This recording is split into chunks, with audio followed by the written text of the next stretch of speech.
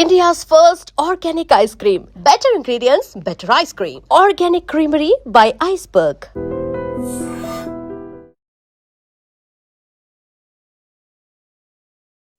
Sir నమస్తే sir. ప్రముఖ నటులు నారాయణరావు గారు హఠాత్తుగా స్వర్గస్థులయ్యారు.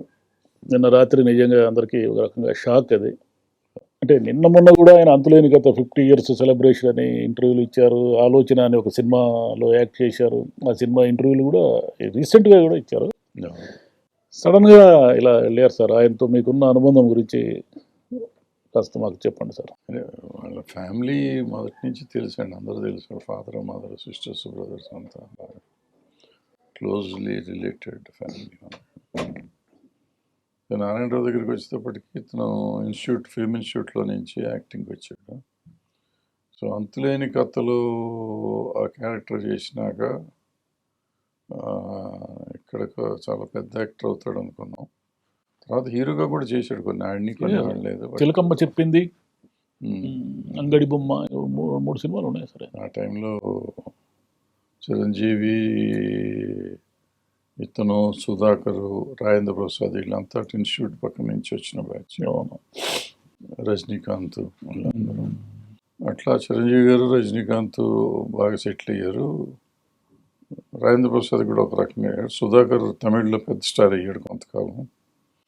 ఇతను అట్లా నార్మల్గా వెళ్ళి తర్వాత టీవీలో చాలా సీరియల్ చేశాడు.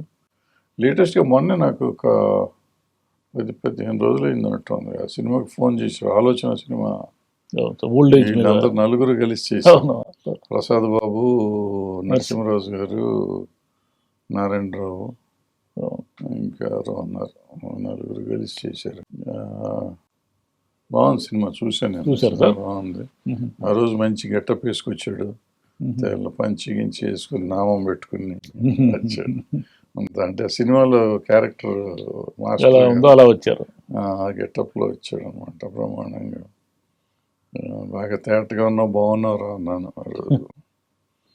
టైం అంటే ఏజ్ అయిపోయింది, ఏజ్ వచ్చి 70+ హెల్త్ సడన్గా వచ్చి ఉంటుంది. అంటే అంతులేని కథలు అంత సాఫ్ట్, కొంచెం అమాయకత్వం, ఇలాంటి క్యారెక్టర్ వేయడమే ఆయనకి ఏమైనా నష్టం చేసింది? ఆయనకు అన్నీ అలాంటివే వచ్చాయి. తర్వాత హీరో, మీరు అన్నట్టు హీరో కాకపోవడానికి ఆ సినిమా, మొదటి సినిమా ప్రభావం ఏమైనా ఉందంటారా?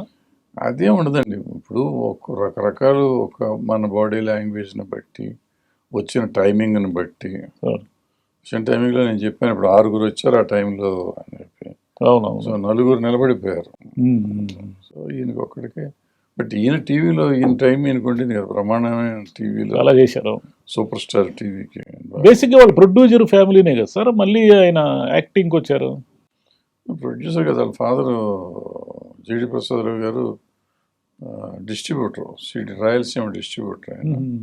తర్వాత ఇక్కడ సారథి స్టూడియోకి మేనేజర్గా కూడా కొంతకాలం ఉన్నారు. తర్వాత ఇతను ప్రొడ్యూస్ చేశాడు.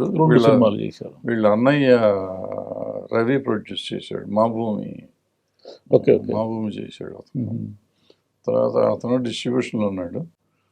పెద్ద ఇంకొకడు ఉన్నాడు ప్రసాద్, అతను డిస్ట్రిబ్యూషన్లో ఉండేవాడు. ఈ నైజాము సీడెడ్ కూడా చేశాడు. సో ప్రొడక్షన్లో ఇతను దేవాంతకుడు, మన చిరంజీవి గారు, ముగ్గురు కలిసి చేసింది. ఎముడికి మొగుడు చేశాడు. ఎముడికి మొగుడు గ్యాంగ్ లీడర్లు వీళ్ళంతా ఉన్నారు కదా సార్. అవును. చిరంజీవి గారితో పాటు వీళ్ళంతా కలిసి ఉండేవారు. అవునవును. అట్లా చేశాడు. బట్ మంచి ఫ్యామిలీ నుంచి వచ్చారు. చాలా మంచి చేశాడు. అనుభవించాడు. అంటే అనుభవించడం అంటే బాగానే చేసుకున్నాడు సినిమా. అంత ఇబ్బంది పడే పరిస్థితి ఏం లేదు. ఆయన డ్యాన్స్ కూడా నేర్చుకున్నారట కదా. అంటే ఇన్స్టిట్యూట్ కదండి, అన్ని తప్పదు కదా. మంచి డ్యాన్సర్ అని కూడా నేను ఈ మధ్య చదివాను. చెయ్యాలి కదా, అప్పుడు అన్నీ నేర్పిస్తారు కదా. సాంగ్స్ చేశాడు కదా అప్పట్లో, సాంగ్స్ చేశాడు. ట్రయల్స్ అయితే ఉంటాయి, ప్రతి మనిషికి ఉంటాయి, అందరికి సక్సెస్ రావాలని లేదు. బట్ ఇతని రేంజ్కి ఇతను మంచి సక్సెస్ఫుల్ మనిషిగా అయ్యాడు.